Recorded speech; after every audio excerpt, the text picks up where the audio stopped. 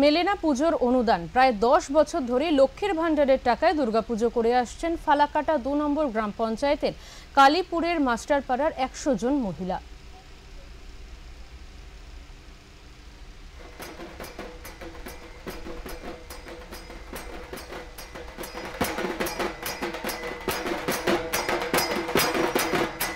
ফালাকাটা 2 নম্বর গ্রাম পঞ্চায়েতের কালীপুরের মাস্টারপাড়ার 100 জন মহিলা দুর্গাপুজো করেন, তবে সরকারি অনুদান মেলে না।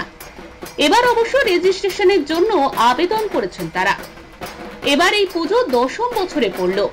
আগে এলাকার সবার চাঁদা দিয়েই পুজো হয়ে যেত, কিন্তু এখন পুজোর খরচ বেড়েছে, তাই নিজেদের চাঁদায় পুজো করা সম্ভব হচ্ছিল না। এজন্য এলাকার মহিলারা লক্ষ্মীর ভান্ডারের টাকা জমা করেন। সেই টাকা দিয়েই এবারের পুজো হবে মাস্টারপাড়ায়। পুজোর আগে জোরদার প্রস্তুতি চলছে মাস্টারপাড়ায়। পুজো কমিটির প্রতিনিধি লক্ষ্মী বর্মন জানান, প্রথমে চাঁদা দিয়ে এই পুজোটা হয়ে যেত, এখন সবকিছুর দাম বেড়েছে, তাই চাঁদা দেওয়ার পরও সম্ভব হচ্ছিল না। এজন্য এবার লক্ষ্মীর ভান্ডারের টাকা দিয়েই পুজো।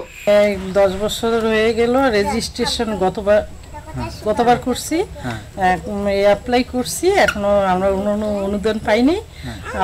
চেষ্টায় আছি যাতে মানে পুজোর খরচটা কিভাবে সংগ্রহ, মহিলারা লক্ষ্মীর ভান্ডার যে টাকাটা পাই ওই টাকা দিয়ে আগে সবাই নিজের টাকা দিয়ে করতে, এখন যেহেতু একটা লক্ষ্মীর ভান্ডার চালু হয়ে গেছে ওইটা দিয়ে সবাই চাঁদা ওইটা পূজাটা।